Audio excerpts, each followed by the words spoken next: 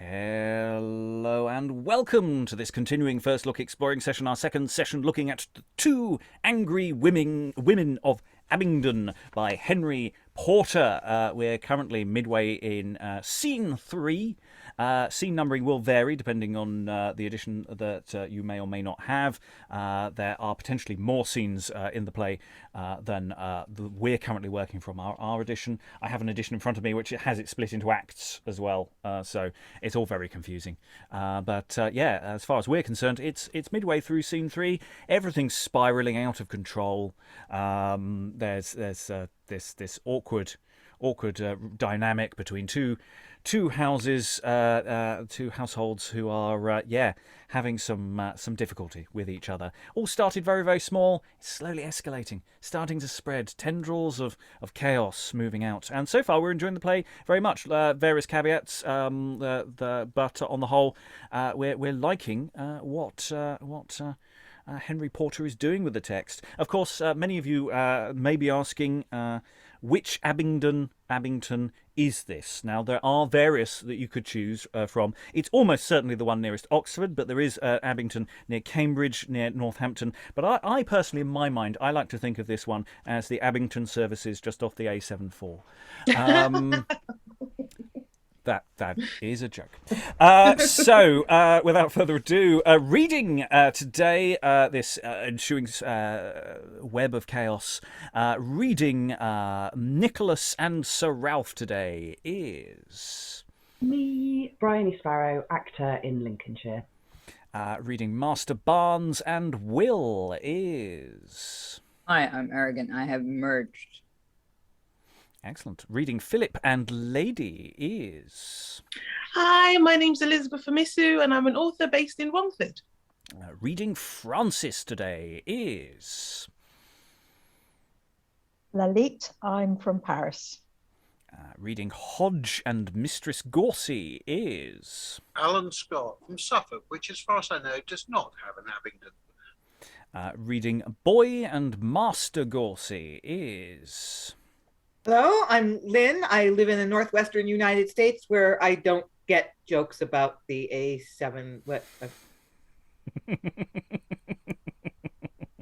And reading Coomes is... Rachael, actor on the East Coast. Other jokes that Americans don't get are also available. And I'm your host, Robert Crighton. I'll be reading stage directions and stepping in where necessary. We are in the middle of a scene. It's a sort of ongoing flow of scenes as two people are on stage, somebody comes on, then somebody exits, and we have a sort of rotating cast of people on. We've just finished a scene with Master Barnes and... who has entered to his son Phillip chatting to his wife, Mistress Barnes. Mistress Barnes has exited, accusing her husband of setting thy scun to scoff and mock at me. She is not in the best of moods at the moment because of a belief that Master Barnes is interested in the next door neighbour's wife, and he meanwhile is trying to placate and control the situation in slightly awkward mansplaining ways, and his current plan involves a friend of Phillip who is on stage now. So Master Barnes now turns to his son and says, Why, how now, Phillip? Is this true, my son? Dear father, she is much impatient. Ne'er let that hand assist me in my need. If I more said than that she thought amiss, to think that you were so licentious given. And thus much more, when she inferred it more, I swore an oath you loved her but too well. In that as guilty I do hold myself. Now that I come to more considerate trial, I know my fault. I should have borne with her. Blame me for rashness, then, not for want of duty. I do absolve thee, and come hither, Phillip. I have writ a letter unto Master Goursey, and I will tell thee the contents thereof. But first tell me, thinkst thou Frank Goursey loves thee? If that a man devoted to a man, loyal, religious in love's hallowed vows, if that a man that is so laboursome to work his own thoughts to his friend's delight, may purchase good opinion with his friend, Then I may say I have done this so well, that I may think Frank Goursey loves me well. 'Tis well, and I'm much deceived in him, and if he be not sober, wise, and valiant. I hope my father takes me for thus wise. I will not glue myself in love to one that hath not some desert of virtue in him. Whatever you think of him, believe me, father, he will be answerable to your thoughts, in any quality commendable. Thou cheerest my hopes in him, and in good faith thou mayst my love complete unto thy friend. Philip, I love him, and I love him so, I could afford him a good wife. I know. Father, a wife? Philip, a wife? I lay my life. My sister? Aye, in good faith. Then, father, he shall have her. He shall, I swear. How canst thou say so, knowing not his mind? All's one for that. I will go to him straight. Father, if you would seek this 7 years' day, you could not find a fitter match for her. And he shall have her, I swear he shall. He were as good be hanged as once deny her. If faith, I'll to him. Harebrain, stay, as yet we do not know his father's mind. Why, what will Master Goursey say, my son, if we should motion it without his knowledge? Go to, he's a wise and discreet gentleman, and that expects from me all honest parts, nor shall he fail his expectation. First, I do mean to make him privy to it. Philip, this letter is to that effect. Father, for God's sake, send it quickly then. I'll call your man. What? Hugh? Where's Hugh there? Ho! Philip, if this would prove a match, it were the only means that could be found to make thy mother friends with Mistress Goursey. How a match? I'll warrant ye a match. My sister's fair. Frank Goursey he's rich. Her dowry too will be sufficient. Frank's young, and youth is apt to love. And, by my troth, my sister's maidenhead stands like a game at tennis. If the ball hit into the hole, or hazard, farewell all. How now, where's Hugh? And enter Nicholas. Why, what doth this proverbial with us? Why, where's Hugh? Peace. Where's Hugh, I say? Be not so hasty, Philip. Father, let me alone. I do it but to make myself some sport. This formal fool, your man, speaks naught but proverbs, and speak men what they can to him. He'll answer with some rhyme-rotten sentence or old saying, such spokes as the ancient of the parish use. With neighbour, 'tis an old proverb and a true, goose giblets are good meat, old sack better than new. Then says another, neighbour, that is true. And when each man have drunk his gallon round, a penny pot, for that's the old man's gallon, then doth he lick his lips and stroke his beard, that's glued together with his slavering drops of yeasty ale, and when he scarce can trim his gouty fingers, then he'll Phillip it, and with a rotten hem say, aye, my hearts, merry go sorry, cock and pie, my hearts. But then their saving penny proverb comes, and that is this: they that will to the wine by our lady mistress shall lay their penny to mine. This was one of this penny father's bastards. For on my life he was never begot without the consent of some great proverb monger. Oh, you're a wag. Well, now unto my business. Swoons, will that mouth that's made of old said saws and nothing else say nothing to us now? But before we get to hear what Nicholas says in real life, something very odd going on here. I know we've had some stuff set up about here. I'm curious. Let's just go to the top of this little scenette with what's going on between Master Barnes and Philip here. I'm interested in what Philip does here at the beginning. Tell me first, thinkst thou Frank Goursey loves thee? And of which the answer is yes. But about 7 lines later, you get to the point where he effectively says yes. It's this sort of really long-winded way of talking. I don't know whether yesterday we got that sort of impression from Phillip. It just feels awfully formal. Whether that's just how you talk to Master Barnes. Is this just... Is he working him in some way, or am I just overreading this? I'm just curious about how this exchange between Phillip and his father is functioning, and whether there's any thoughts in the room on that. Obviously, they're not really talking about, this whole marriage proposal for his sister. They're not really talking to her about this. It's very much the chaps sorting it out amongst themselves. Thoughts in the room. Who wants to leap in? Briony, then Rachael. Yeah, it's especially weird considering he's criticising somebody else for talking weirdly, and I don't remember him talking like this yesterday. Yeah, I don't know. Maybe we're being oversensitive to it. It just sort of leapt out because it's one of the first things we read. But yeah, maybe there's a reason why Nicholas talks in a slightly weird way. Maybe it's just simply he stands next to Master Barnes too often. Maybe that's why. I don't know. We haven't even heard a word from Nicholas yet, or not very many. Anyway, Rachael. These kids talk very frankly with their parents, I think, and also Phillip. That's such a weird way for somebody to describe their sister. That's it. It's just an interesting family dynamic that's brewing here.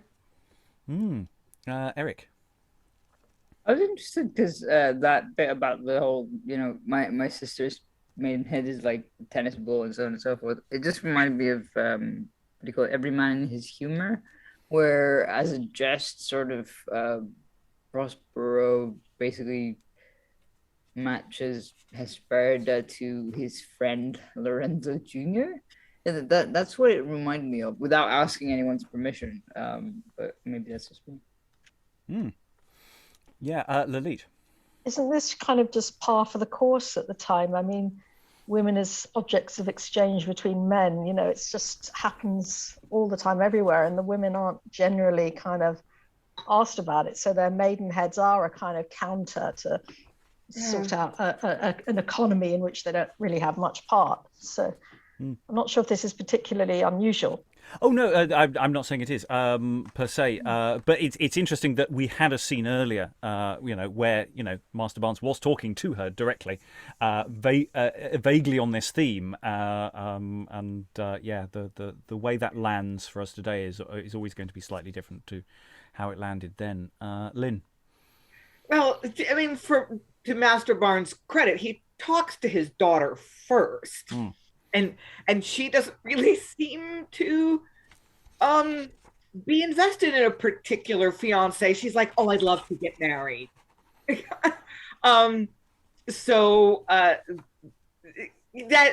sort of eases that a little bit. But Phillip just strikes me as a little weird here. He's so eager for his friend to marry his sister, and at first he says things that are fairly predictable, that she's lovely, she's pretty, he's rich, she's got enough dowry, it's perfect. But then when he starts talking about his sister's maidenhead, like, you don't have to say that. What? It's creeping me out a little bit.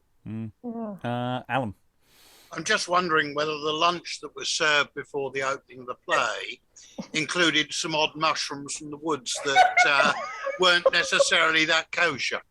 I think it'd be a very different play if everyone's literally tripping. I'm willing to go with some people are quite drunk. I'm willing to go that far. And then we get this sequence with Nicholas, poor Nicholas, who has been described. He has said some words already in the play. He said, "I will, sir."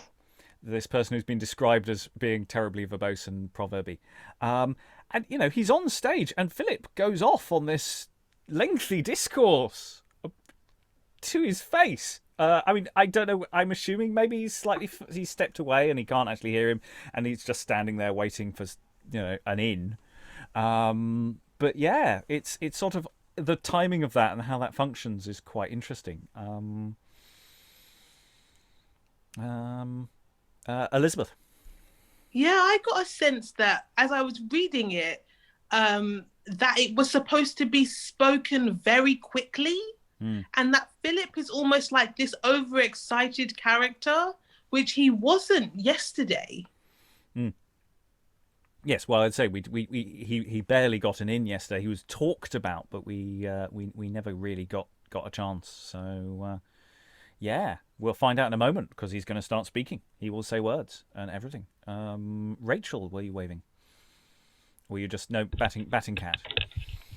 No, just cat. Just cat. Excellent. Right, let's gather some more data. We've sort of got back into the swing of things as to where we are. So Phillip's, I say, talked about this chap, Nicholas. Unto business. What's Nicholas going to say? Nicholas, take it away. Oh, Master Phillip, forbear. You must not leap over the stile before you come at it. Haste makes waste, soft fire makes sweet malt. Not too fast for falling, there's no haste to hang true men. Father, we hacked. Ye see, we had it. Now will I see if my memory will serve for some proverbs too. Oh, a painted cloth were as well worth a shilling as a thief worth a halter. Well, after my hearty commendations, as I was at the making hereof, so it is, that I hope you, as you speed, so you're sure. A swift horse will tire, but he that trots easily will endure. You have most learnedly proverbed it, commending the virtue of patience or forbearance. But yet, you know, forbearance is no quittance. I promise ye, Master Phillip, you have spoken as true as steel. Father, there's a proverb well applied. And it seemeth unto me, it seems to me, that you, Master Phillip, mock me. Do you not know, qui mocket mocabitur, mock age, and see how it will prosper? Why, ye horse and proverb book bound up in folio, have ye no other sense to me answer me, but every word a proverb, no other English? Well, I'll fulfill a proverb on thee straight.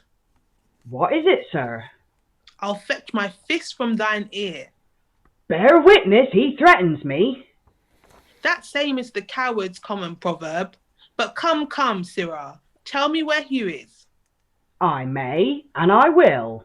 I need not, except I list. You shall not command me. You give me neither meat, drink, nor wages. I am your father's man, and a man's man, and have but a hose on his head. Do not misuse me so, do not, for though he that is bound must obey, yet he that will not tarry may run away, so he may. Peace, Nick, I'll see he shall use thee well. Go to peace, sirrah. Here, Nick, take this letter. Carry it to him to whom it is directed. To whom is it? Why, read it. Canst thou read? Forsooth, though none of the best, yet meanly. Why, dost thou not use it? Forsooth, as use makes perfectness, so seldom seen is soon forgotten. Well said, but go. It is to Master Goursey. Now, sir, what proverb have ye to deliver a letter? What need ye to care? Who speaks to you? You may speak when you're spoken to, and keep your wind to cool your pottage. Well, you are my master's son, and you look for his land, but they that hope for dead men's shoes mayhap go barefoot. Take heed, as soon goes the young sheep to the pot as the old. I pray God save my master's life, for seldom comes the better. Oh, he hath given it me. Farewell, proverbs. Farewell, frost. Shall I fling an old shoe after ye? No, you should say, God send fair weather after me. I mean for good luck. A good luck on ye. And exit Nicholas. Alas, poor fool, he uses all his wit. Phillip, in faith, this mirth hath cheered thought, and cozened it of his right joy of fashion. Go after Nick, and when thou thinkst he's there, go in and urge to that which I have writ. I'll in these meadows make a circling walk, and in my meditation conjure so, as that same fiend of thought, self-eating anger, shall by my spells of reason vanish quite. Away, and let me hear from thee tonight. Tonight, yes, that you shall. But hark ye, father, look that you my sister waking keep. For Frank, I swear, shall kiss her ere I sleep. And exeunt. Okay, interesting little comic aside, shall we say. It has a slight plot function because it's all about delivering letters, which, but we have this diversion of Philip just constantly talking, Philip goading Nicholas about his constant use of, is like Nicholas just can't help but construct his sentences as proverbs. It does feel awfully like Philip has swallowed John Hayward's Book of Proverbs, which is a dialogue explicitly made of two people basically proverb fighting at each other. So it almost feels like a reference to that. I wonder if there's a reprinting that's happened around about this time or something like that. It was a very popular book, was John Hayward's Book of Proverbs, and I wonder whether that's a deliberate thing. There's also a reference to Mocha Bitter, which turns up in a John Hayward play as well. So I'm wondering. It feels awfully like he's a fan. Feels like he's a fan. Not that a modern audience will get any of that. They'll get that there's quoting lots of proverbs, and that Philip's sort of doing stuff with him. How is that landing for us, Alan? I must admit, I think we've just found the first bit that, or maybe the second bit, that could be quite happily blue penciled, in my view. Yeah, the comedy servant subplots aren't quite landing for us, are they? No. I don't know. Maybe there's some people will defend. It just feels a bit mean. That's sort of the problem with it. Is it's just like, ha ha ha, this person talks like this, let us make fun of them. And it's sort of like, well, it doesn't feel like there's a payback that's going to happen for that. I mean, maybe there will be. I don't know. Other thoughts? Does anyone want to defend the proverb? I did start a tally and then I stopped. There were a lot. Briony. I'm actually really fascinated by proverbs generally and sayings, because in my family there's a lot. My nanny used to come out with loads of them. But I'm not sure how it works as a character who just constantly speaks in them. It's not a very likable characteristic. No. It's reminding me of that Star Trek Next Generation episode where everyone effectively talks in proverbs. So okay. So if Nicholas is played by Jean-Luc Picard, I'll let it fly. You couldn't afford him. I mean, it's not like the play seems to be particularly about words. I mean, someone talking proverbs in the context of a certain early Shakespearean comedy, that would make sense, but this isn't really about, but this isn't about words. It's not, as far as I can tell. So I can't see why the proverbs are any kind of relevance thematically. Yeah, we haven't had that kind of extended wordplay. I don't think we may have had a few moments of it earlier. It was a question about what we were meaning when talking about a horse, but it wasn't that extensive. Briony. Actually, now Lalitte says that about the wordplay, there is something going on with this play that we noticed yesterday, in that it holds the rhymes have held up to time very, very well, and still work and flow really nicely, with like modern pronunciations, and it's very meter driven at points where and with like people sharing rhyming couplets and stuff, which kind of gives it like a pace. So perhaps this is just a different way of playing around with the pace and meter. Yeah. So yeah, it's the stuff that is situationally comic is landing quite well, whereas stuff which is sort of here is a bit of business is not landing so well. But never know. Maybe with some work, it all lands well. We weren't that impressed with Coomes earlier, but it's someone turns up in there drunk was basically the gag, and that was about it. But maybe we're being unfair. Any other thoughts? No. Let's dive into scene 4 then. We have completed a scene. That was a lengthy scene. Lots of people and in a sense, in terms of plot terms, actually not a lot happened for quite a long time in that, because all we're really establishing is the Master Barnes wants to marry his daughter off. And that actually goes on for a very long time between various different agents. And he's exited and come back having written a letter, and now he just needs the letter to get delivered. And we have this aside where we're going to delivery systems, you know. How do you get the letter out? Well, you have to talk to the person who talks in Proverbs. Actually, we wanted to get somebody else, but he wasn't available. Where's Hugh when you need him? Okay, let's go into scene 4. Enter Frank, or Francis, who's been discussed, and Boy. I am very dry with walking o'er the green. Butler, some beer. Sirrah, call the butler. Nay, faith, sir, we must have some smith to give the butler a drench, or cut him in the forehead, for he hath a horse's disease, namely the staggers. Tonight he's a good hussif. He reels all that he wrought today, and he were good now to play at dice, for he casts excellent well. How means I? Is he drunk? I cannot tell, but I am sure he hath more liquor in him than a whole dicker of hides. He's soaked thoroughly, in faith. Well, go and call him, bid him bring me drink. I will, sir. Exit Boy. My mother pouts and will look merrily neither upon my father nor on me. He says she fell out with Mistress Barnes today.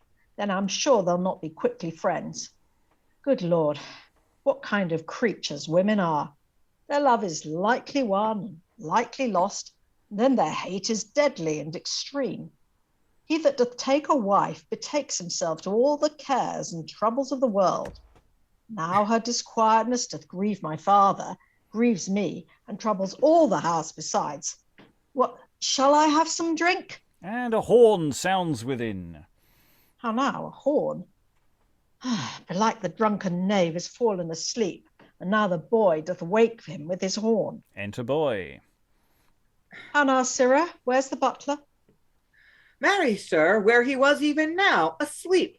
But I waked him, and when he waked, he thought he was in Master Barnes' buttery, for he stretched himself thus, and yawning said, Nick, honest Nick, fill a fresh bowl of ale, stand to it, Nick, and thou beest a man of God's making, stand to it. And then I winded my horn, and he's horn mad. Enter Hodge. Boy, hey, oh boy, and thou best a man draw. Oh, here's a blessed moonshine, God be thanked. Boy, is this not goodly weather for barley? Spoken like a right malster, Hodge. But dost thou hear? Thou art not drunk. No, I scorn that, faith. By thy fellow, but thy fellow, Dick Coomes, is mightily drunk. Drunk? A plague on't. When a man cannot carry his drink, well, I'll stand to it. Hold, man, see, thou canst stand first. Drunk? He's a beast, and he be drunk. There's no man is a sober man will be drunk. He's a boy, and he be drunk. No, he's a man, as thou art. Thus 'tis when a man will not be ruled by his friends. I bade him keep under the lee, but he kept down the weather 2 bows. I told him he will be taken with a planet, but the wisest of all may fall. True, Hodge. And the boy trips him. Oops. Lend me thy hand, Dick. I'm fallen into a well. Lend me thy hand, I shall be drowned else. Hold fast by the bucket, Hodge. A rope on it. Aye, there is a rope on it. But where art thou, Hodge? In a well. I prithee, draw up. Come, give up thy body. Wind up, hoist.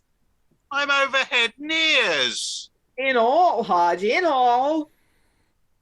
How loathsome is this beast-man's shape to me, this mould of reason so unreasonable. Sirrah, why dost thou trip him down, seeing he's drunk? Because, sir, I would have drunkards cheap. How mean ye? Why, they say that when anything has a fault, it is cheap, and so of drunkards. Oh, go to. Help him up. Knocking without. But hark, who knocks? The boy goes to the door and returns. Sir, here's one of Master Barnes' men with a letter to my old master. Which of them is it? They call him Nicholas, sir. Go, call him in. And where we're going to pause as the boy exits again. Lots of interesting questions about what's going on here because obviously we've got someone who's on some level of being quite inebriated here. Does seem that... did they actually literally trip him down a well, or does at this point, because it seems, or well paraphernalia? You know, when he's fallen over, or is he just?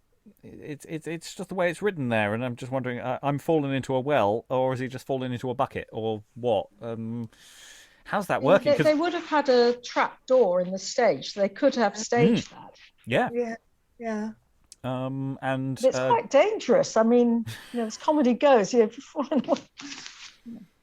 does say he's going to drown, but yeah, and the idea that he's holding, you know, because depending on the company, that, you know, they might have a well in stock as well. So, you know, there could be a property wheeled over a trap, and that's all very practical, and it could be quite hilarious comedy business.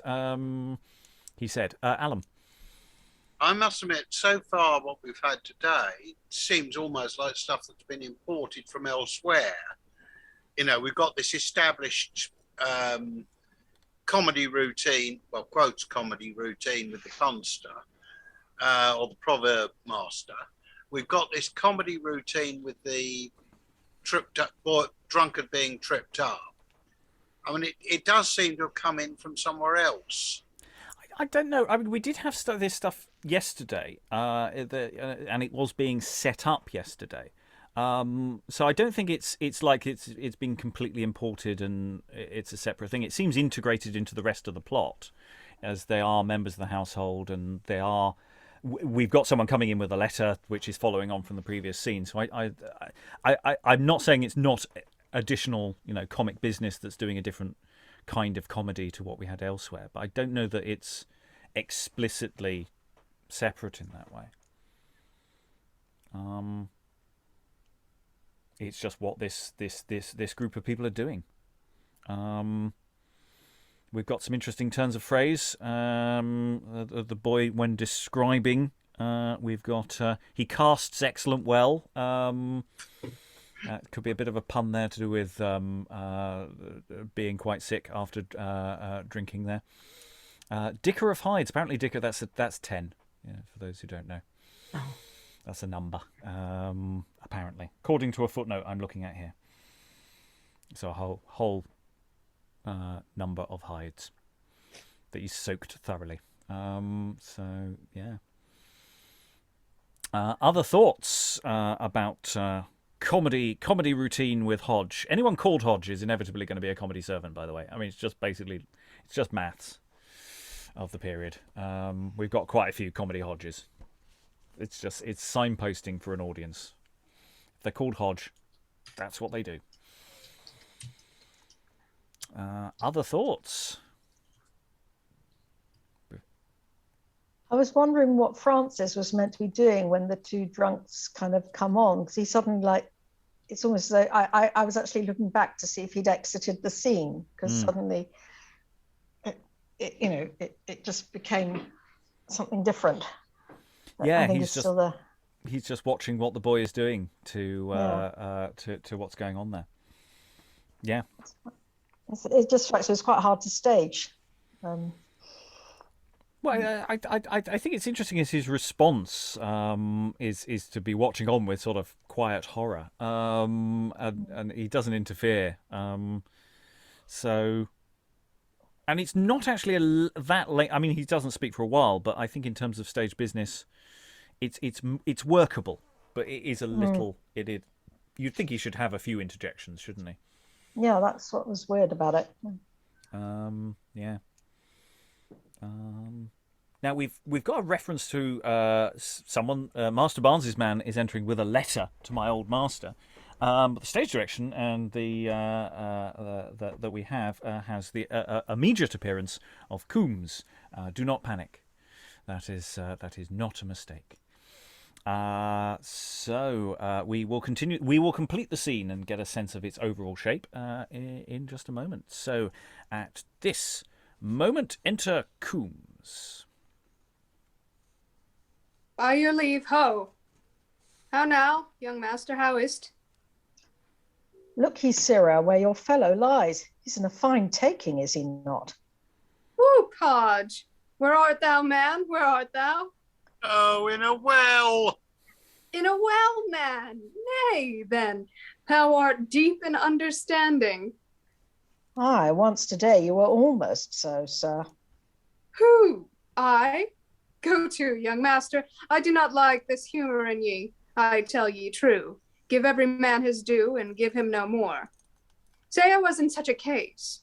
Go to. 'Tis the greatest indignation that can be offered to a man, and but a man's more godlier given, you were able to make him swear out his heart blood. What? Though that honest Hodge have cut his finger here, or as some say, cut a feather, what? Though he be mump, misled, blind, or as it were, 'tis no consequence to me. You know I have drunk all the alehouses in Abingdon dry, and laid the taps on the table when I had done. Sblood.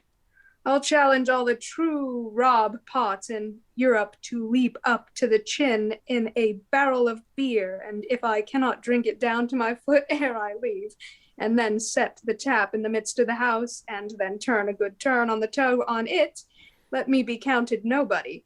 A pingler, nay, let me be bound to drink nothing but small beer 7 years after, and I had as lief be hanged. Enter Nicholas. Peace, sir. I must speak with one Nicholas, I think your name is. True as the skin between your brows. Well, how doth thy master? Forsooth, live, and the best doth no better. Where is the letter he hath sent me? Ecce signum, here it is. 'Tis right as Phillip said, 'tis a fine fool. This letter is directed to my father. I'll carry it to him. Dick Coomes, make him drink. And exit Francis. Aye, I'll make him drunk, and he will. Not so, Richard. It is good to be merry and wise. Well, Nicholas, as thou art Nicholas, welcome. But as thou art Nicholas, and a boon companion, 10 times welcome. Nicholas, give me thy hand. Shall we be merry? And shall we say, but we shall, and let the first word stand? Indeed, as long lives the merry man as the sad, an ounce of debt will not pay a pound of care. Nay, a pound of care will not pay an ounce of debt. Well, 'tis a good horse never stumbles. But who lies here? 'Tis our Hodge, and I think he lies asleep. You made him drunk at your house today, but I'll pepper some of you for't. Aye, Richard, I know you'll put a man over the shoes, and if you can, but he's a fool will take more than will do him good. Sblood, ye shall take more than will do ye good, or I'll make ye clap under the table. Nay, I hope, as I have temperance to forbear drink, so I have patience to endure drink. I'll do as company doth, for when a man doth to Rome come, he must do as there is done. Ha! My resolve to Nick, froligo zene. Fill the pot, hostess, swoons you whore. Harry Hook's a rascal. Help me, but carry my fellow Hodge in, and we'll carouse it, i'faith. And they exit, presumably carrying Hodge, who is definitely in a well. I don't know when they get him out of the well. There's no indication of well extrication going on here. But yeah, he's deep in understanding. Boom, boom. Briony. So it's not that I don't know these proverbs he's coming out with. I might do, but he's just saying them in the worst possible way. That's not how the saying goes. For when a man doth come to Rome, what? No. It might be that that's the earlier iterations. It could be that he's doing them. The playwright's doing them deliberately, slightly awkwardly. It's a good question actually, because that does change how they function. Yes, because sometimes he's getting them in perfectly reasonably, and sometimes it's just you're just saying words, and stuff. And yes, this is the promised meeting of Coomes and Nicholas here. That was promised in the first session, and they're going to get drunk, so that's fine. Briony. I loved Coombs's speech about how he drinks. That appeals to me 10 or so years ago for sure.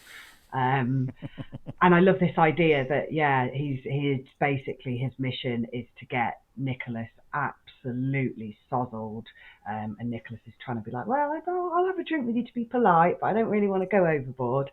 So that's obviously going to end well for them all, I'm sure. Yeah, it's going to be just the one, isn't it? It's just the one. Oh, just the one. Yeah, that's all. And then he's going to be roaring later on. Coomes is just getting lots of people drunk. That seems to be what he's doing. He's a force of nature, in the play, doing all sorts of force multiplying. So we've got the letter is brought on by Nicholas slightly later on. So we've just got more of the sense of the under the stairs action in this scene. Other thoughts? How do they get Hodge out of the well? Is that what Coomes is doing while he's doing his long speech? It's just doing the winch. Is there a whole bit of comedy physical business that actually is going on underneath the metal of this scene? Because it's like, or if they've got him out, are they just sort of lifting up a limb and just flopping it down again, and he's just there? Or they extricating water from his lungs or something? What business potential has this actually got beyond the relative simplicity of the scene itself? Actually, again, plot-wise, not a lot is happening, but we've got a lot of potential business. Alan, which could be padded to almost inordinate lengths, and I suspect that probably was in performance, because I suspect it was the point to keep the groundlings happy. Yeah, it does have a much more populist sort of throw to it, doesn't it? I mean, it's straight panto. The broker's men in 5 different guises. Though how that fits in with the rest of the text is an interesting question, because we were really working through the detail yesterday about the family relationships and things, which we're not doing today because we haven't really had any of that. We've been mostly in comic subplot. Okay, we've got a speech coming up for the next scene 5, and it's just a soliloquy from Phillip. So let's find out what's going on inside Philip's mind. By this I think the letter is delivered, and 'twill be shortly time that I step in and woo their favours for my sister's fortune. And yet I need not. She may do as well, but yet not better, as the case doth stand. Between our mothers it may make them friends. Nay, I would swear that she would do as well, were she a stranger to one quality. But they are so acquainted they'll ne'er part. Why, she will flout the devil and make blush the boldest face of man that e'er man saw. He that hath best opinion of his wit, and hath his brain pan fraught with bitter jests, or of his own, or stolen, or howsoever, let him stand ne'er so high in his own conceit. Her wit's a sun that melts him down like butter, and makes him sit at table pancake-wise, flat, God knows, and ne'er a word to say. Yet she'll not leave him then, but like a tyrant she'll persecute the poor wit-beaten man, and so bebang him with dry bobs and scoffs. When he is down, most coward-like, good faith, as I have pitied the poor patient, there came a farmer's son a-wooing to her, a proper man, Well landed too he was, a man that for his wit need not to ask what time of year 'twere good to sow his oats, nor yet his barley, no, nor when to reap, to plough his fallows or to fell his trees. Well experienced thus each kind of way, after a 2 months' labour at the most, and yet 'twas well he held it out so long. He left his love, she had so laced his lips, he could say nothing to her but God be with ye. Why she, when men have dined and called for cheese, will straight maintain jests bitter to digest. And then someone will fall to argument, who, if he overmaster her with reason, then she'll begin to buffet him with mocks. Well, I do doubt Francis hath so much spleen.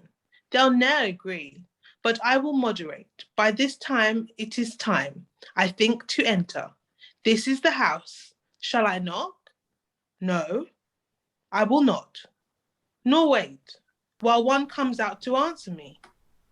I'll in, and let them be as bold with us. And exit.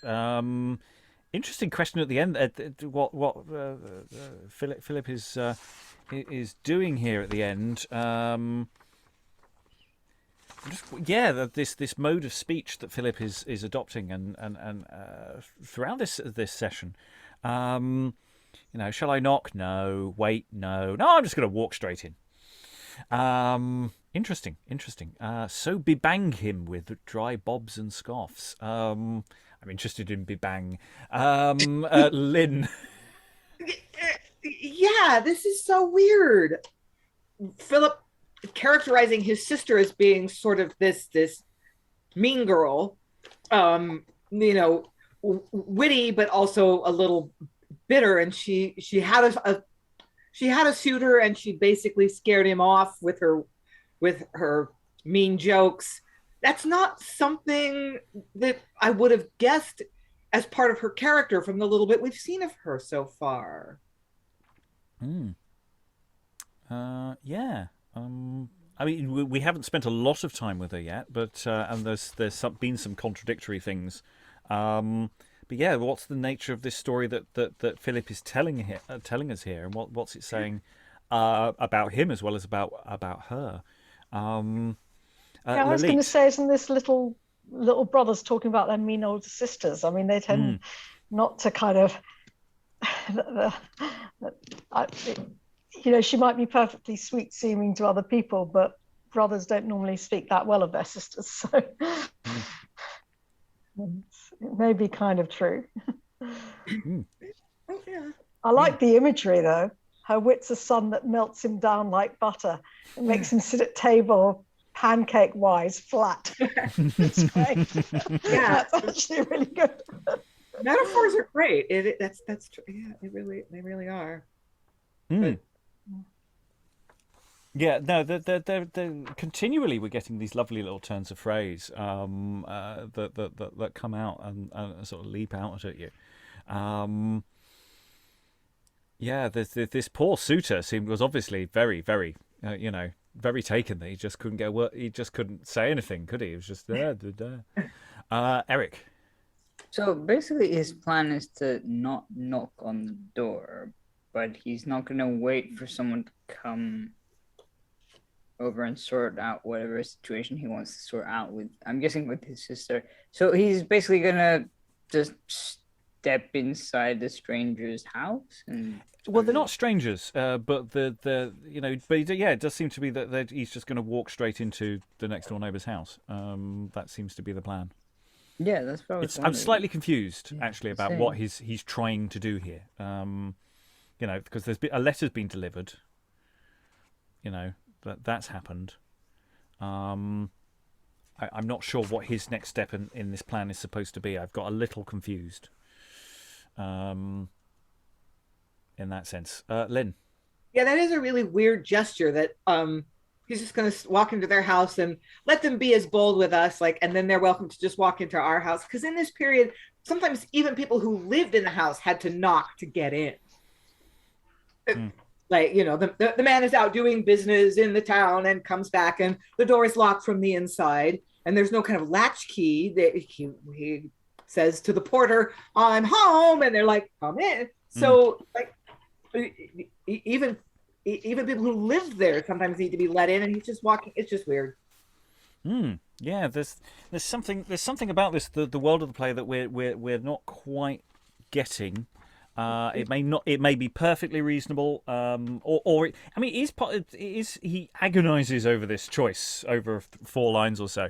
So it's a presentational thing, isn't it? About how you make an entrance, because of course he's there on a mission to woo on behalf of his sister. So it's.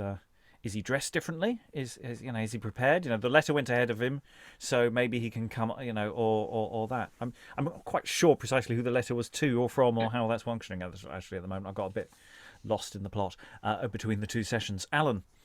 Yeah, the letter was from Master Barnes to Master Goursey.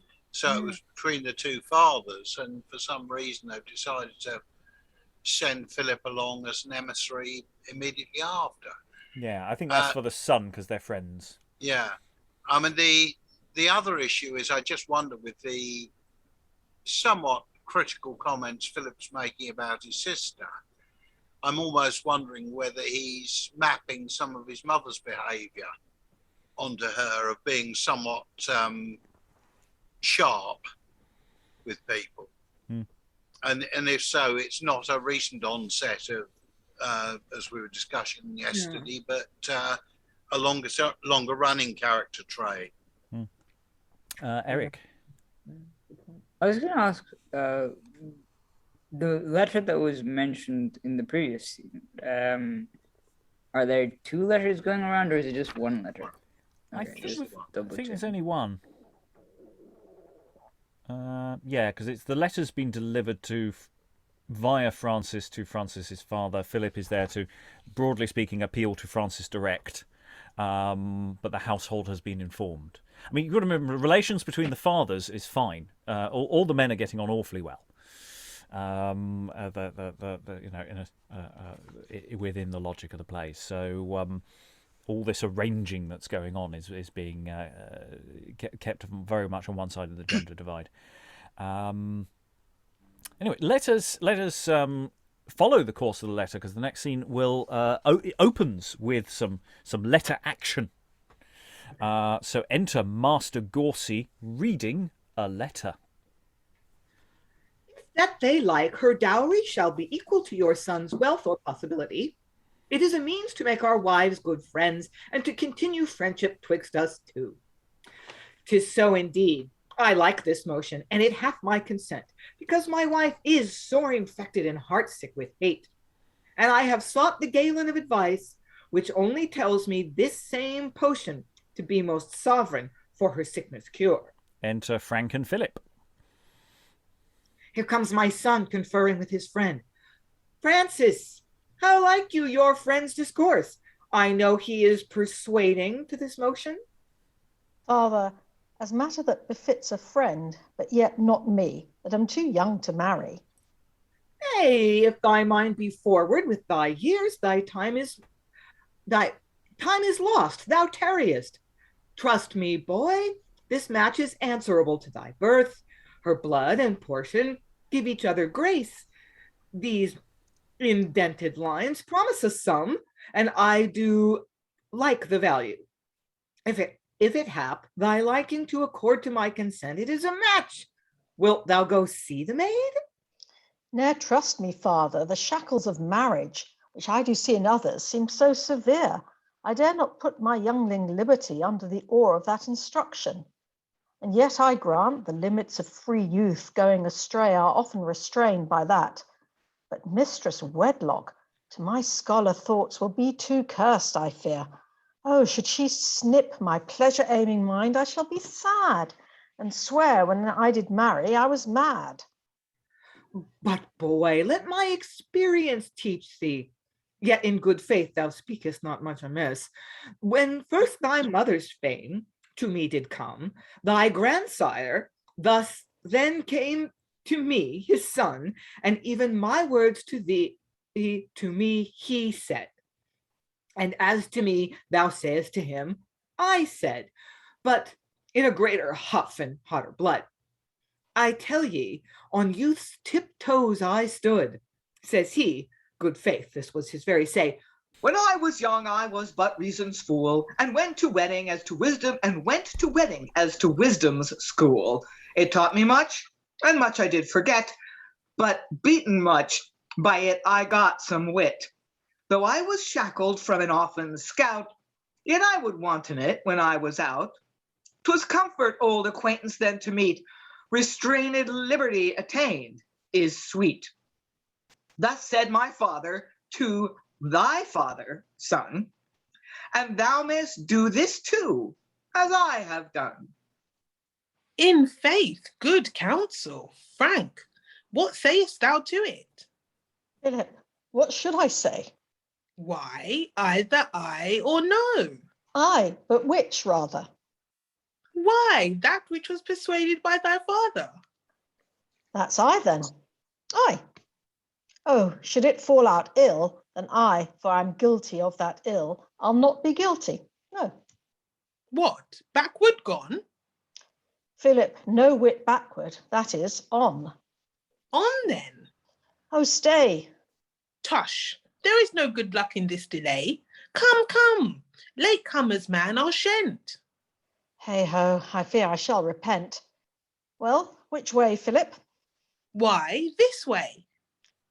Canst thou tell, and takest upon thee to be my guide to hell? But which way, father? That way. Aye, you know, you found the way to sorrow long ago. Father, God be with ye. You have sent your son to seek on earth an earthly day of doom, where I shall be adjudged, alack the ruth, to penance for the follies of my youth. Well, I must go, but by my troth my mind is not capable to love in that kind. Oh, I have looked upon this mould of men, as I have done upon a lion's den. Praised I have the gallant beast I saw, yet wished me no acquaintance with his paw. And must I now be grated with them? Well, yet I may hap to prove a Daniel, and if I do, sure it would make me laugh to be among wild beasts and yet be safe. Is there a remedy to abate their rage? Yes, many catch them and put them in a cage. Aye, but how catch them? Marry, in your hand, carry me forth a burning firebrand, for with his sparkling shine, old rumour says, a firebrand the swiftest runner frays. This I may do, but if it prove not so, then man goes out to seek his adjunct woe. Philip, away, and father now, adieu. In quest of sorrow I am sent by you. Return, the messenger of joy, my son. Seldom in this world such a work is done. Nay, nay, make haste. It will be quickly night. Why, is it not good to woo by candlelight? But if we make not haste, there'll be a bed. The better. Candles out and curtains spread. And exeunt Francis and Philip.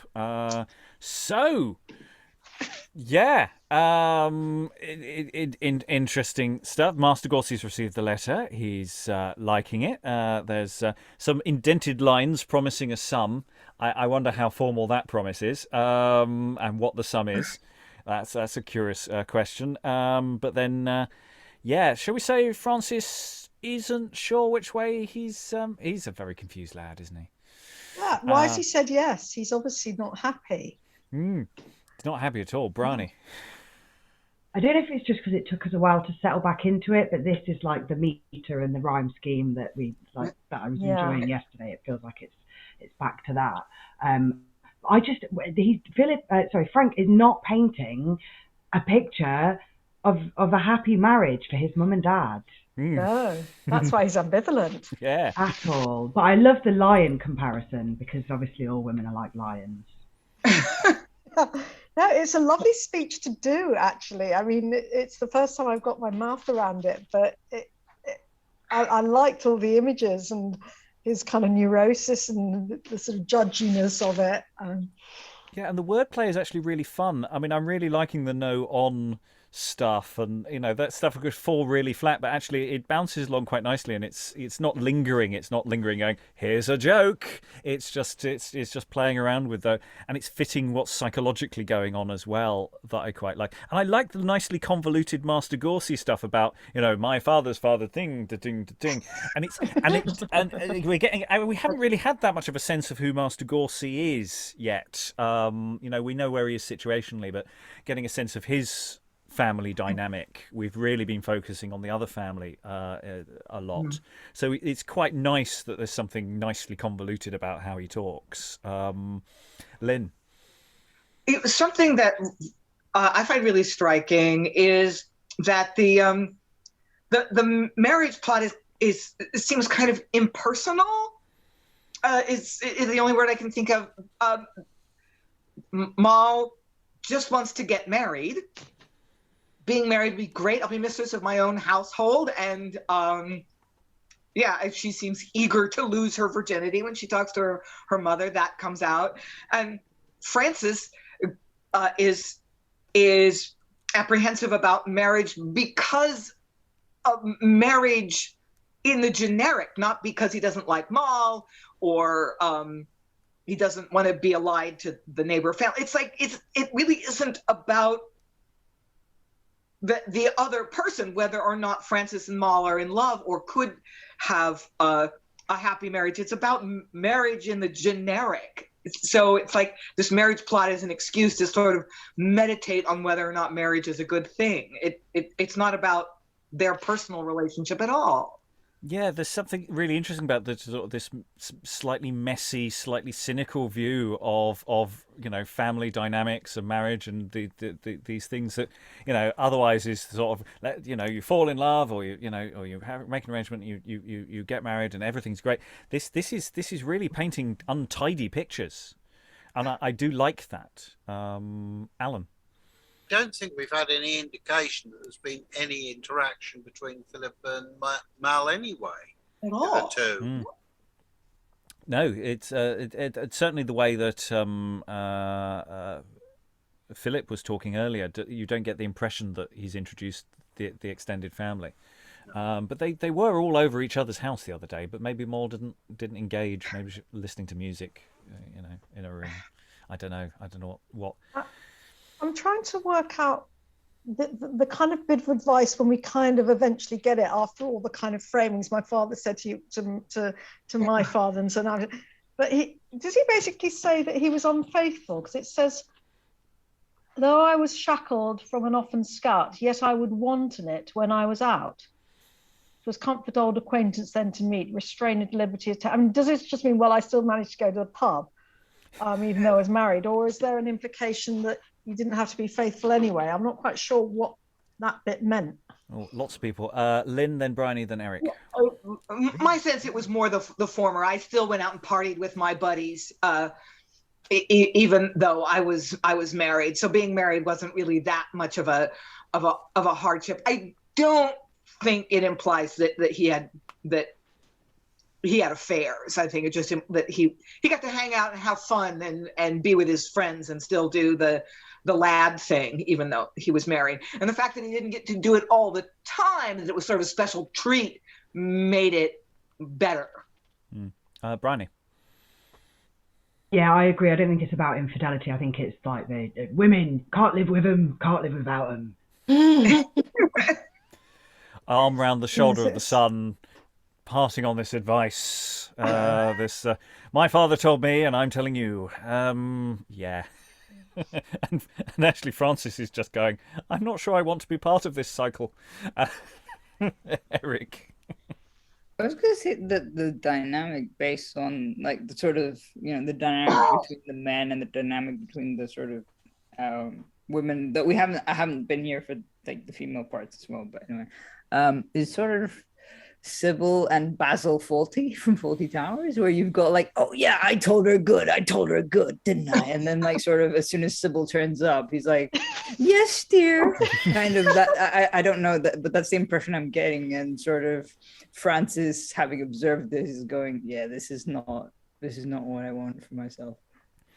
Isn't it interesting just how the play really catches on fire when we're deep in the family. That we didn't, the room didn't light up for some of the comedy business with the servants, which is doable, but it's this stuff that we're here for, that we're really enjoying. Briony. We found somewhere to cut though. Yeah, this is true. This is true. We don't have to do it all. We don't have to. There is no obligation. Okay, let's carry on because the scene develops, and in fact, we were talking about the relationships in this side of the family. We haven't dived too much into Mistress Goursey or Master Goursey. Well, Master Goursey's been left on stage, and in a moment, Mistress Goursey is going to join. So let's find out more about the dirty linen within this family. So exit Francis and Phillip, leaving Master Goursey. I know, though my son's years be not many, yet he hath wit to woo as well as any. Oh, here comes my wife. I'm glad my boy is gone. Enter Mistress Goursey. Ere she come hither. How now, wife, how is it? What, are ye in charity and love with Mistress Barnes? With Mistress Barnes? Why Mistress Barnes, I pray? Because she is your neighbour, and... And what? And a jealous, slandering, spiteful queen she is. One that would blur my reputation with her opprobrious malice, if she could. She wrongs her husband to abuse my fame. 'Tis known that I have lived in honest name all my lifetime, and been your right true wife. I entertain no other thought, my wife, and my opinion's sound of your behaviour. And my behaviour is as sound as it, but her ill speeches seek to rot my credit, and eat it with the worm of hate and malice. Why then, preserve it you by patience. By patience? Would ye have me shame myself, and cozen myself to bear her injuries? Not while her eyes be open will I yield a word, a letter, a syllable's value, but equal, and make even her wrongs to me to her again. Then in good faith, wife, you are more to blame. Am I to blame, sir? Pray, what letter's this? And snatches the letter. There is a dearth of manners in ye, wife. Rudely to snatch it from me, give it me. You shall not have it, sir, till I have read it. Give it me, then, and I will read it to you. No, it shall not need. I'm a scholar, good enough to read a letter, sir. God's passion, if she knows but the contents, she'll seek to cross this match. She shall not read it. Wife, give it me. Come, give it me. Husband, in very deed, you shall not have it. What, will you move me to impatience, then? Tut, tell me not of your impatience. But since you talk, sir, of impatience, you shall not have the letter by this light till I have read it. So I'll burn it first. Go to, ye move me, wife. Give me the letter. In troth, I shall grow angry if you do not. Grow to the house top of your anger, sir. Ne'er tell me. I care not thus much for it. Well, I can bear enough, but not too much. Come, give it me. 'Twere best you be persuaded. By God, ye make me swear. Now, God, forgive me. Give me, I say, and stand not long upon it. Go to, I am angry at the heart, my very heart. Heart me no hearts. You shall not have it, sir. No, you shall not. Ne'er look so big, I will not be afraid at your great looks. You shall not have it. No, you shall not have it. Shall I not have it? In troth, I'll try that. Minion, I'll have it. I shall not have it. I am loath. Go to, take pausement. Be advised. In faith I will, and not stand long upon it. A woman of your years, I am ashamed.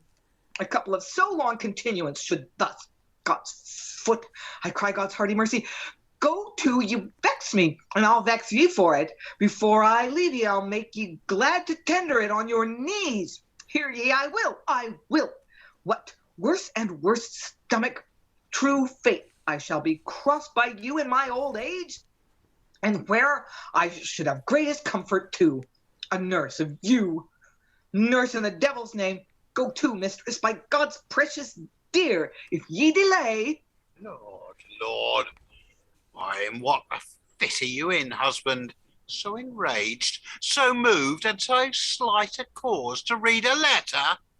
Did this letter, love, contain my death? Should you deny me a sight of it, I would not, nor sorrow, nor eschew any danger, but willingly yield me a patient unto the doom that your displeasure gave.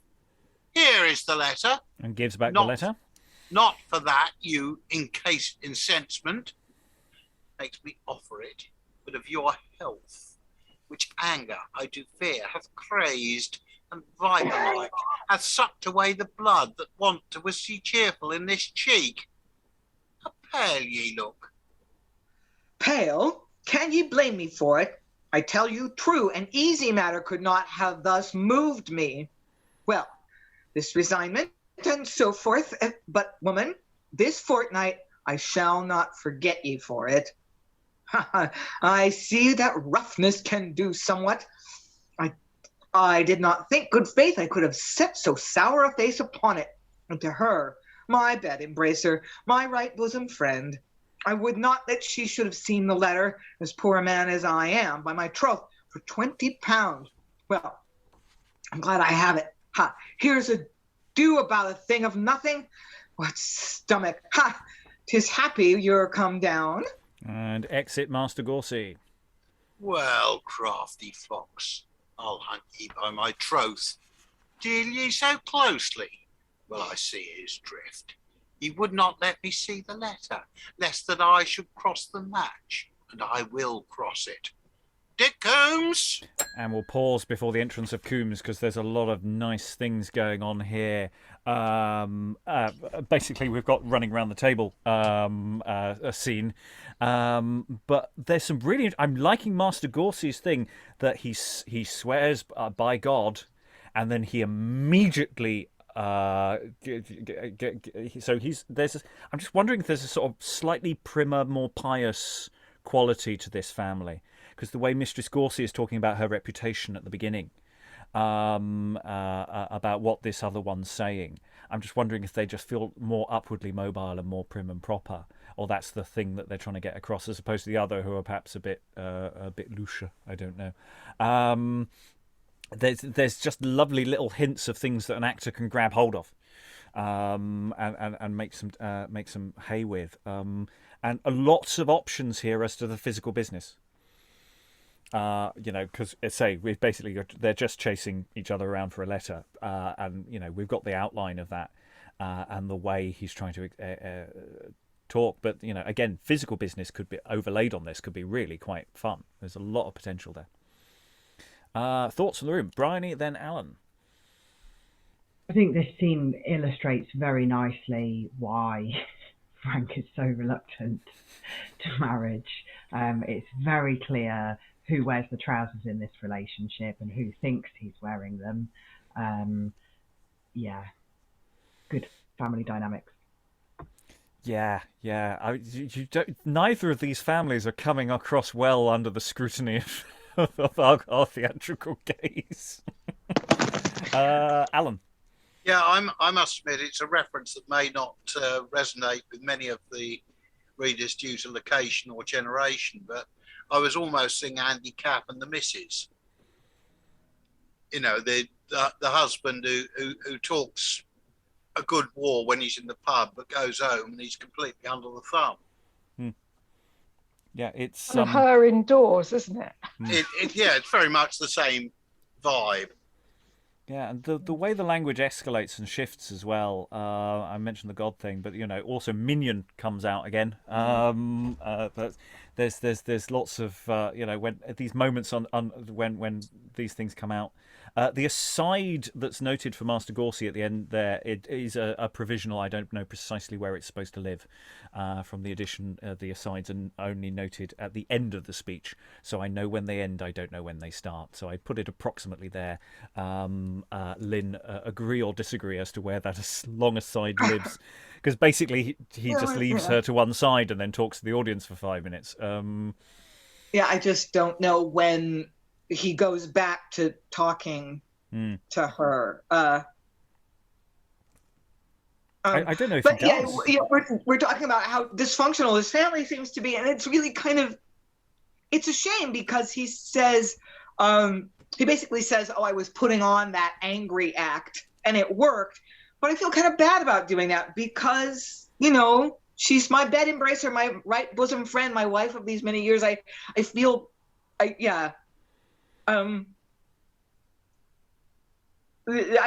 seems to feel kind of bad about bullying her. So, I mean, it's all kind of sad. Yeah, it's speaking to a sort of complexity of these relationships. There is love, there's irritation, there's annoyance, there's long-standing grievances and battles over who does the dishwasher, and it's which this whole situation is just making worse and inflaming and Briony. Yeah, I was reading something the other day about how the old mother-in-law joke trope has died out finally, thankfully, and I guess it's this fact that marriage was A, something that you kind of had to do, and B, something that had so much more permanence as well. So it's kind of you have to, you're going to have a wife, it's just a done thing, and you have to find a way to meet in the middle somehow as a couple, I guess. And yeah, it's not necessarily the most healthy, but he's making it work. I also really like there's a nice indication of just a little physical gesture that I like. Grow to the housetop with your anger, sir. I care not thus much. There's a nice sort of measuring dynamic to the scale of anger that I really quite like. Eric, then Elizabeth. I kind of imagine that Master Goursey is kind of like shorter than Mistress Goursey, and obviously it's either that or sort of what do you try to prove, sort of trying to talk up to her, but obviously sort of just she's taller or whatever, I don't know, but also kind of, I don't know, it's kind of interesting how the whole dynamic works because it's very, very modern actually. If you look at like British sitcoms and stuff that we've talked about, it's very sort of no, you mustn't see it, no, it's for your birthday, no, what, or whatever it is, that kind of element. And it's like I showed her, that kind of element of sitcom. Elizabeth. Yeah, I really echo what Eric just said. It has a very modern feel to it. I was thinking of the play as a whole and the structure, and I was thinking of it a bit like a Dali painting. It was like, it's like you see the right things, but they're kind of melted or they're kind of like off kilter. And I thought if we had more Henry Porter, we would be able to get a rhythm to a sense of his style, if this was like a one-off or if this is something he does on purpose. Yeah, such a shame we don't have more material, because I'm really enjoying his company. Anyway, we shall finish the scene, for Mistress Goursey was left on stage and called, possibly not a great plan, called for Coomes. Enter Coomes. Forsooth. Come hither, Dick. Thou art a man I love, and one whom I have much in my regard. I thank you for it, mistress. I thank you for it. Nay, here's my hand. I will do very much for thee, if e'er thou standst in need of me. Thou shalt not lack, whilst thou hast a day to live. Money, apparel, And sword and bucklers. and sword and bucklers too, my gallant Dick. So thou wilt use but this in my defence. Pointing to his sword. This? No, faith, I have no mind to this. Break my head if this break not, if we come to any tough play. Nay, mistress, I had a sword, I, the flower of Smithfield fir sword, a right fox, i' faith. With that, and a man had come over with a smooth and a sharp stroke, it would have cried twang, and then When I had doubled my point, traced my ground, and had carried my buckler before me like a garden butt, and then come in with a cross blow, and over the pick of his buckler 2 ells long, it would have cried, twang, twang, metal, metal, but a dog hath his day. 'Tis gone, and there are few good ones made now. I see by this dearth of good swords, that dearth of sword and buckler fight begins to grow out. I am sorry for it.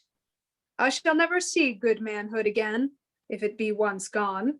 This poking fight of rapier and dagger will come up then. Then a man, a tall man, and a good sword and buckler man will be spitted like a cat or a conny. Then a boy will be as good as a man, unless the Lord show mercy unto us. Well, I had as lief be hanged as live to see that day. Well, mistress, what shall I do? What shall I do? Why this, brave Dick. Thou knowest that Barnes's wife and I am foes. Now, man me to her house, and though it be dark, Dick, yet we'll have no light, lest that thy master should prevent our journey by seeing our depart.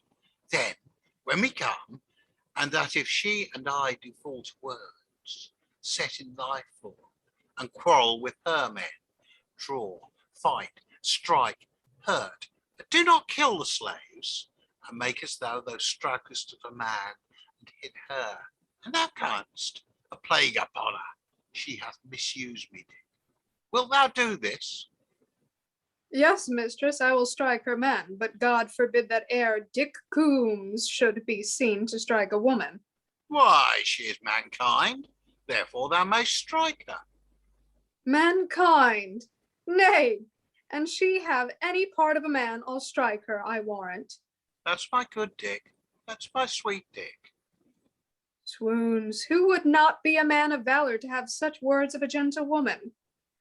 One of their words are more to me than 20 of these russet coats, cheesecakes, and butter makers. Well, I thank God I am none of these cowards. Well, and a man have any virtue in him, I see he shall be regarded. Art thou resolved, Dick? Wilt thou do this for me? And if thou wilt, here is an earnest penny of that rich guerdon I do mean to give thee. And gives money. An angel, mistress. Let me see. Stand you on my left hand, and let the angel lie on my buckler on my right hand, for fear of losing. Now, here stand I to be tempted. They say every man hath 2 spirits attending on him, either good or bad. Now, I say a man hath no other spirits, but either his wealth or his wife. Now, which is the better of them? Why, that is as they are used, for use neither of them well, and they are both not. But this is a miracle to me, that gold that is heavy hath the upper, and a woman that is light doth soonest fall, considering that light things aspire, and heavy things soonest go down. But leave these considerations to Sir John. They become a black coat better than a blue.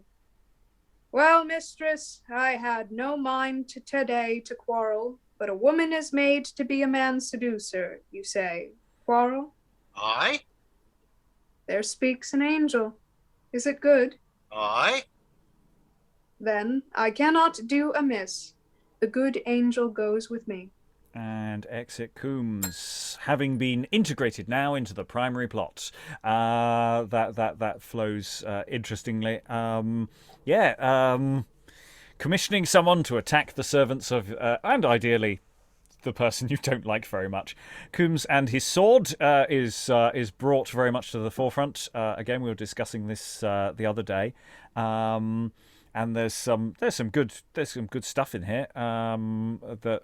It's interesting that this commission of a crime is being put together. I quite enjoyed all the angel stuff, you know, the coinage, but is also spoken of as almost a guardian angel. I quite like that. It's always slightly disappointing, though. For a modern audience, it would be great, but the question about the term dick is probably doesn't mean then. What it does now. So sadly, that's just a useful thing for today, for our modern audience, but it's probably not the playwright's intention.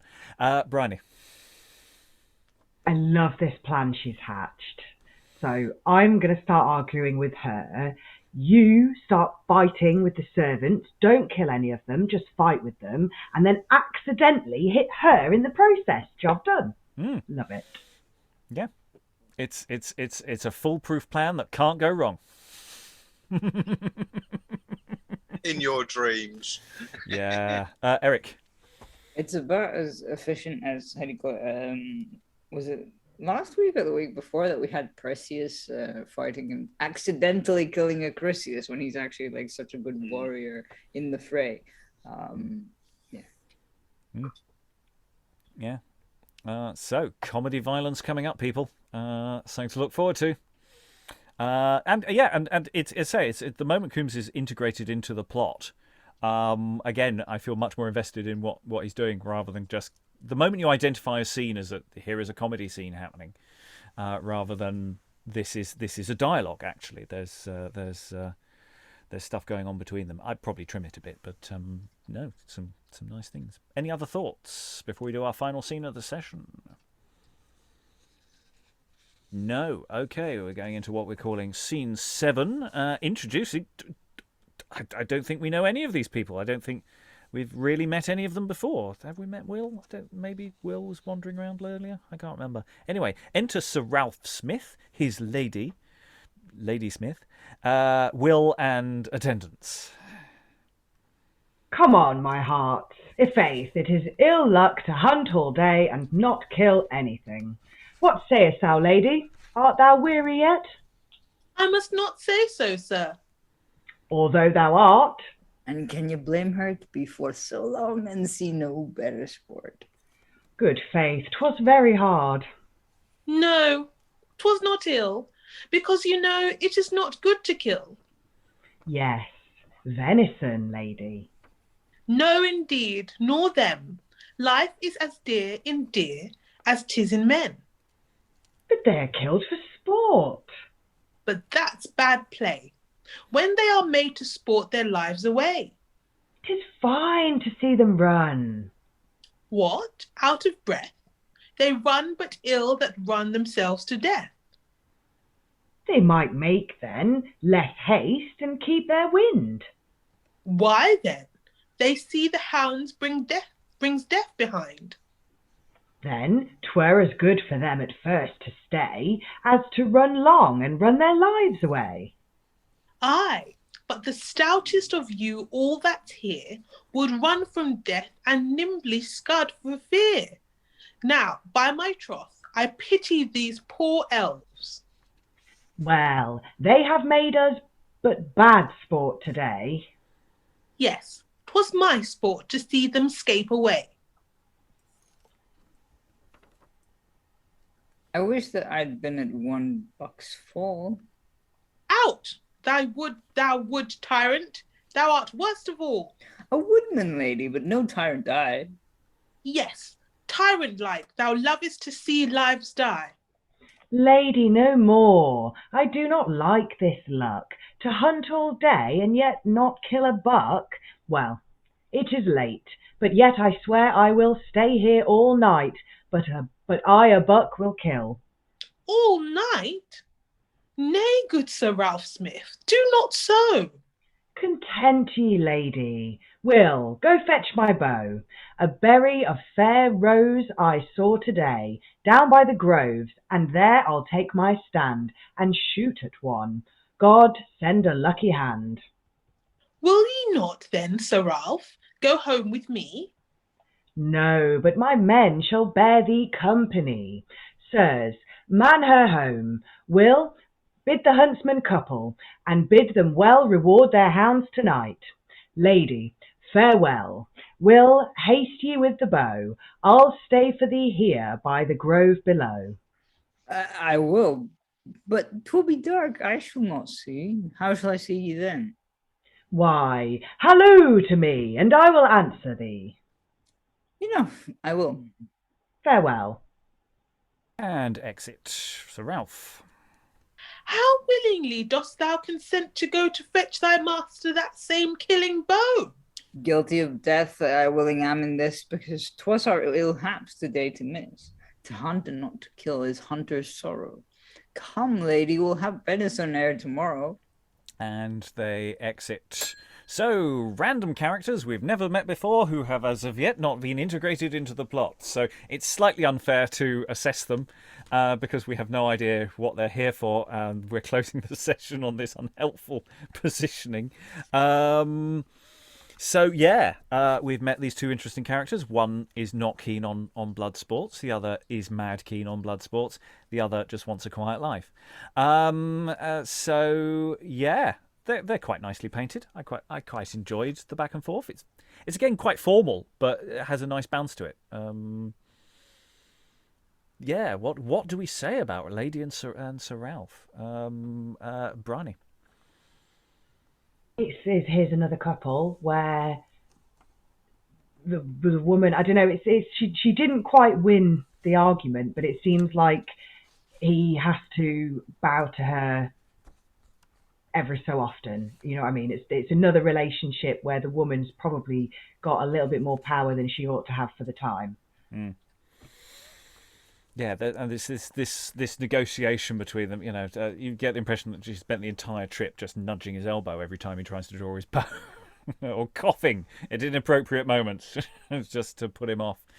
Eric. Yeah, I was going to say that it's like, I'm not sure you understood the rules of hunting, darling. And then she's like, I'm not sure you understood like why we're out in the forest, you know, enjoying this wonderful day, darling, or something like that. It's very sort of layered. I'm actually fascinated that someone is so articulately anti-hunting at this moment in time. I completely did not expect that. I thought it was just what you did, you know.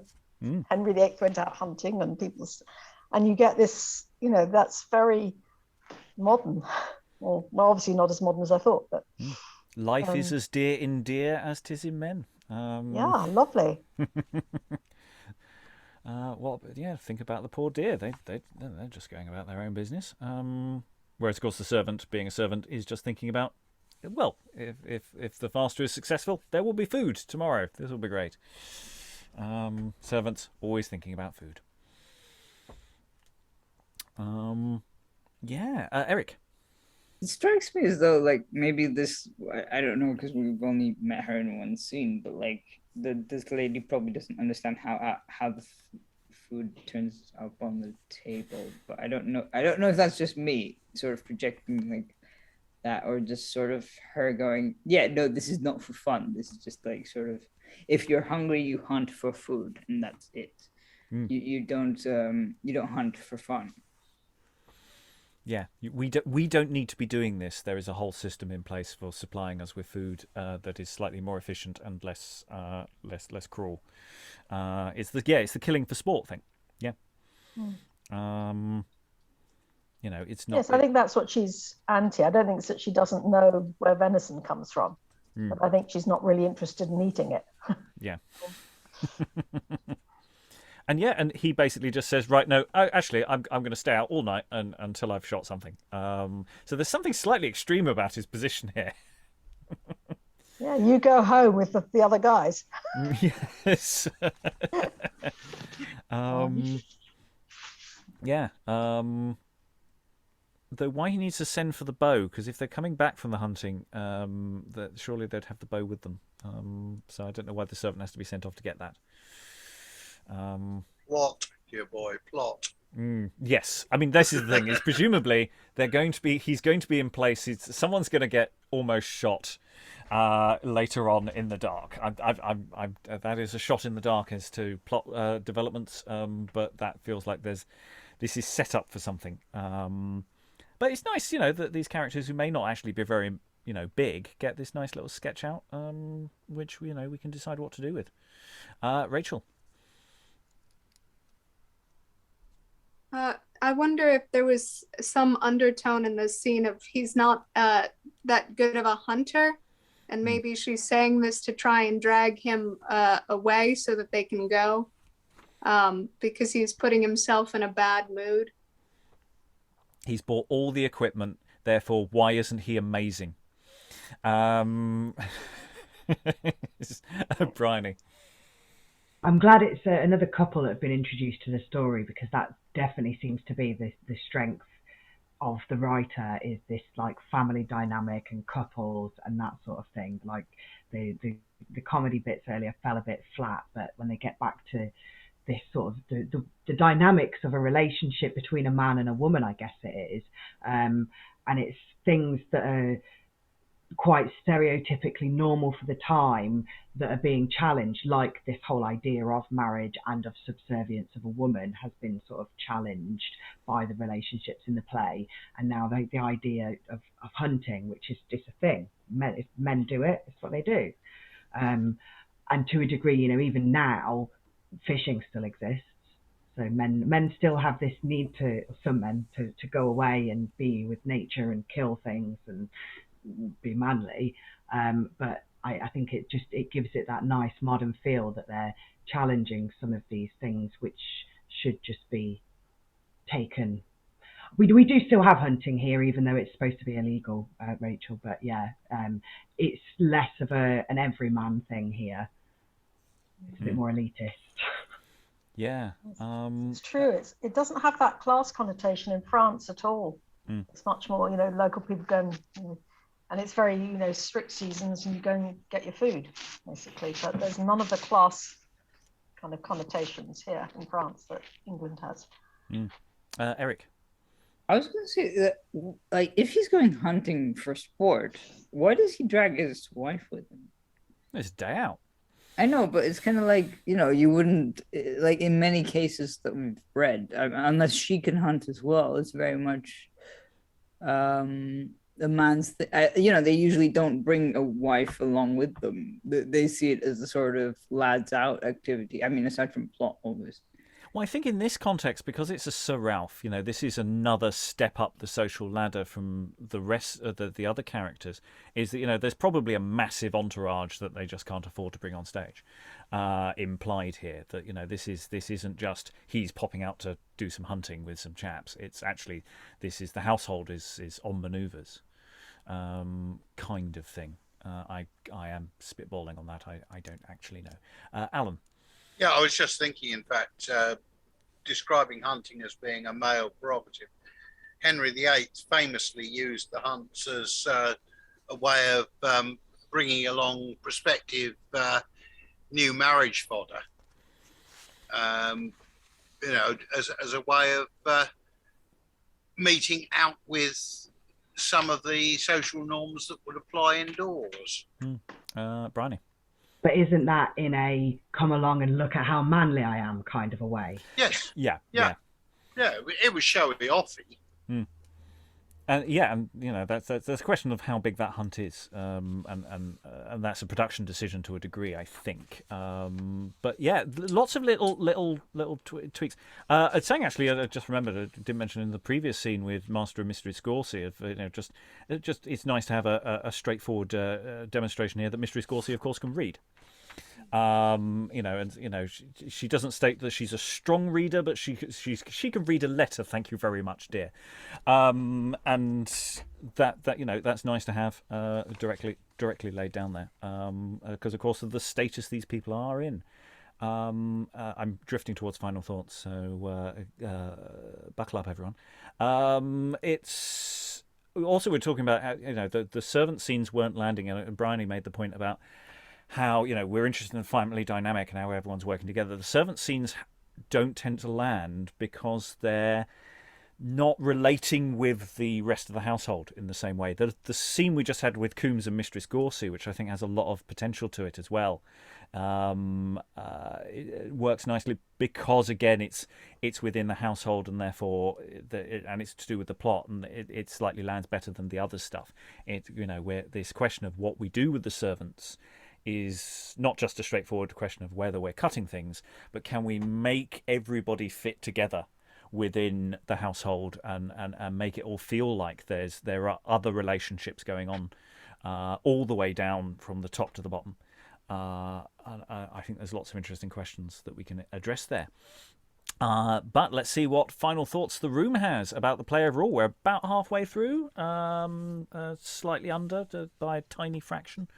So Eric, you weren't here for the first session, so you're leading the blind here. How are you feeling about the what you saw today?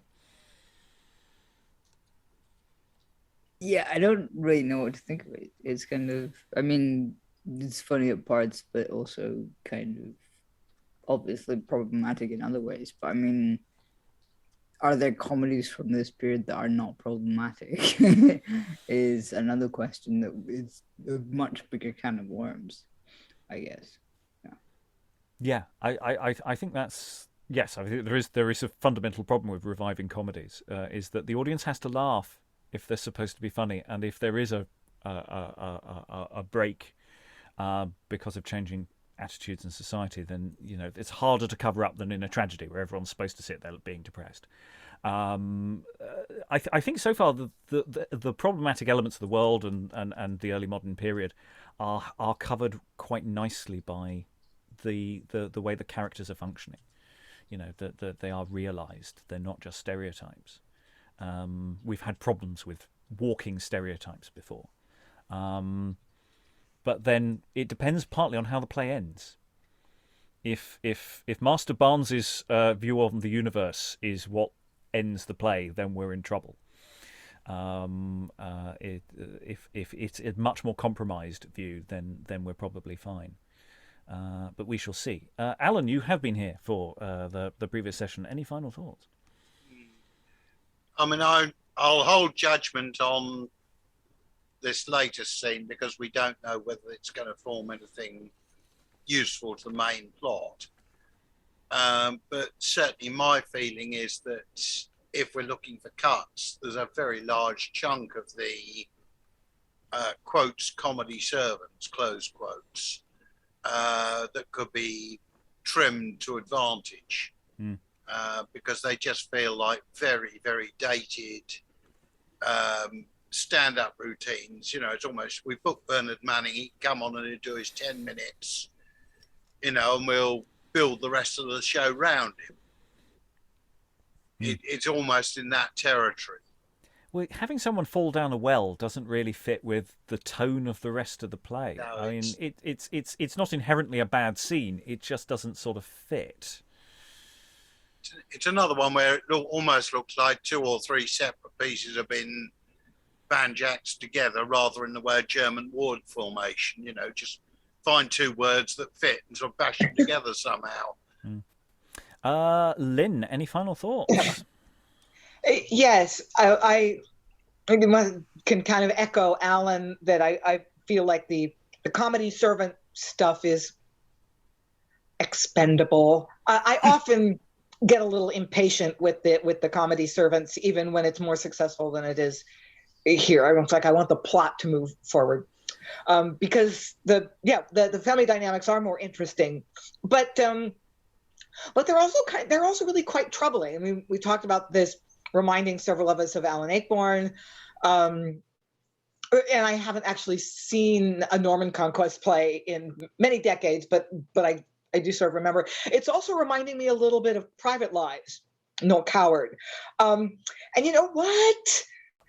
Domestic violence isn't funny anymore. So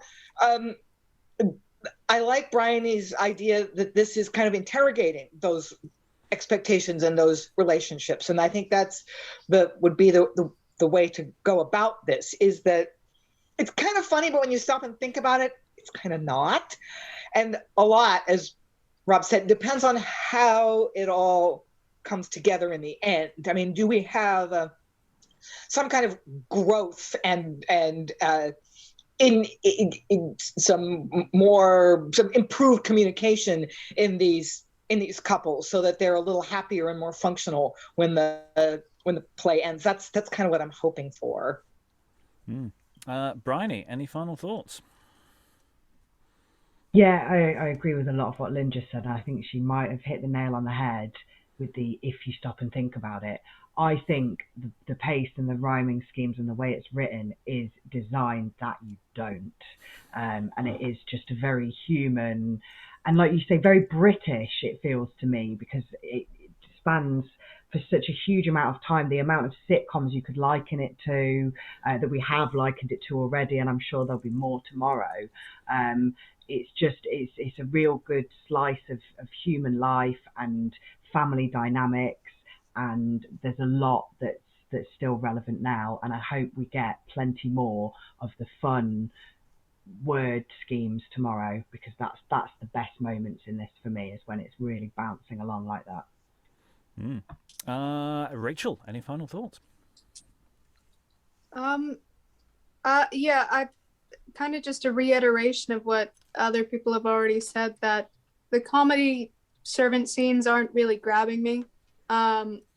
But these family dynamics and these relationship dynamics, romantic, marital relation dynamics that they're bringing, when the play goes back to that, that's really, it becomes like so much more interesting and engaging and to explore than some of the comedy stuff, which is, I don't know, we've heard it 100 times or more by now from other people.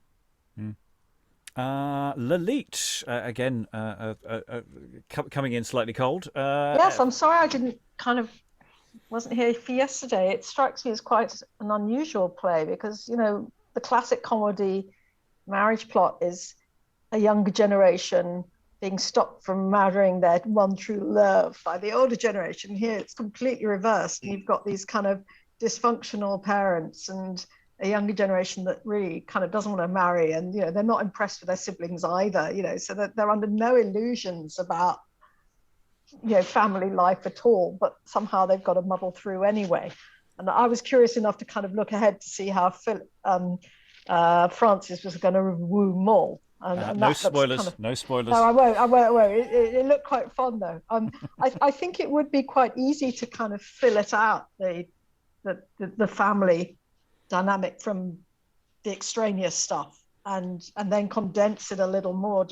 We can cherry pick it, I think, quite easily, and still remain, be left with quite vivid characters who are just off the stereotype enough to be quite interesting. Yeah. Oh, there was something you just said that I had a follow-on thought from, and I've lost it. Never mind. Hopefully it will come back to me. Elizabeth, final thoughts. Yeah, I think there's some really, really good points have been made.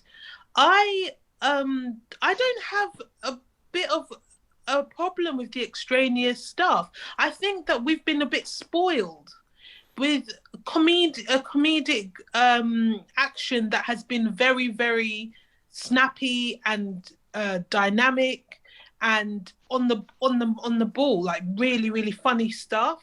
So if it's not as funny as we expect it to be, I feel like we want to chop it. But this is a play about dynamism between husbands and wives, fathers and sons, mothers and daughters, serving people and their masters. And I think that if we start chopping at the play, we might lose some of that social commentary that Porter is making about his time. And I think that it flows quite well with Every Man in His Humour that we've just done, because it is very much a play of its time, and it's given us a much more modern concept of these relationships than I think we might have had before. Oh, absolutely. And yes, it's lovely. So someone, I have been pushing this agenda of, yes, we'll probably have to cut this. It's nice to have someone pushing back and saying, maybe we shouldn't. Maybe we shouldn't. Maybe you should just ignore me, because it's a good thing, because also we can talk about this across media as well. It doesn't have to be, yes, as a theatre show, it's difficult to fit it in within a course of an evening. But with other mediums are available where long formats are absolutely cool. And actually, because apart from the well business, which probably is quite visual, I'm thinking actually the dynamics of this would work quite well for audio, quite nicely, because it is actually quite bound, and even the well business could be done with decent sound effects and a few interpolated lines. So actually, a long form episodic audio format this might suit really nicely, actually. So, liking that. The thing I was going to say after Lalitte, the almost the complete lack of stakes involved in this marriage. This marriage is almost incidental. It's like there's a problem in the local family dynamics. Marriage, is that okay? Cool. Okay. I'll send an email to set it up. And it's sort of, it's not like actually as Lalitte was saying, it's where it's the driver of the force. It's sort of a patch that's being applied to this society of these people. And that's really, really interesting. I'm really interested in that. Briony. There's something really real about that as well, like the low stakesness of it, and the fact, because I know loads of people that got married, and they just got married. It wasn't like a huge plot point in some story. Just they had their reasons, and it happened. And it's nice that it's not been made out to be this huge thing that everything else rests on. Yeah, and so far it does seem that this is all still one day. We started the player a little after lunch, and we've got intimations that it's starting to get a bit dark and time is moving on. So it'll be interesting to see whether we continue in a sort of unified field or whether we have more meaningful time jumps. Any other thoughts anyone wants to throw in? We've gone around the room once, but we've got a bit of time in lieu. Alan. I'm just wondering, we seem to have got 3 relationships where the husband does definitely seem to be the subordinate partner. And I don't recall us encountering multiple instances of that in previous plays. I think we've had 1 or 2 where there has been a relationship where the dominance has been that way around, but not multiples. And not where it's as dynamically put together, where we've had we're having the inverted commas hen-pecked husband and the shrewish wife. We're having tropes and types rather than people, and I think that's what's really nice about this, that there's enough detail to the characterization that yes, there may be a worldview going on here, but there's also just a description of characters that function really nicely. Though, of course, there's still time for us to be horribly, horribly disappointed in how it ends. Lynn? Yeah, just recalling what Elizabeth said yesterday, I think bears repeating. Casting would be so important. Even though these people are very deeply flawed and sort of in emotional states that we might find off-putting. Everyone's so angry, especially the women, so angry at each other. This is, as a play, for this to work, we need to like them. We need to feel compassion for them, as flawed as they are. So you've got to have actors that can play that even though the men seem to be a little clueless and the women seem to be a little cranky, you want to like them. So that's tough. That's a challenge. Yeah. Especially as Mistress Goursey does go quite extreme in the end of this, and with from pretty much just a grudge, whereas you feel that there's something additional going on with Barnes' side. Mistress Goursey, I don't know whether we've had the build up to this position. It's nicely portrayed when it's there, but we don't quite have the same journey that we were discussing yesterday. I think it's manageable. I think there's plenty of nice character clues in there when I was talking about the sort of, perhaps they're a slightly more pious family, and the reputation is much more important to them. Right, and accusing a woman of cheating on her husband, that's a more serious charge than we think of it. That once your reputation has been sullied, it's much harder to get your reputation back than it is to maintain it. So that's actually the charge of infidelity is actually a pretty serious insult to Mistress Goursey. So that's right. Well, we have come to the end of the session. We continue to be digging interesting things out of the 2 angry women of Abingdon. All that remains is to thank all the wonderful readers for all their wonderful reading. Thank you very much, and goodbye. Bye. Twang, twang, metal, metal.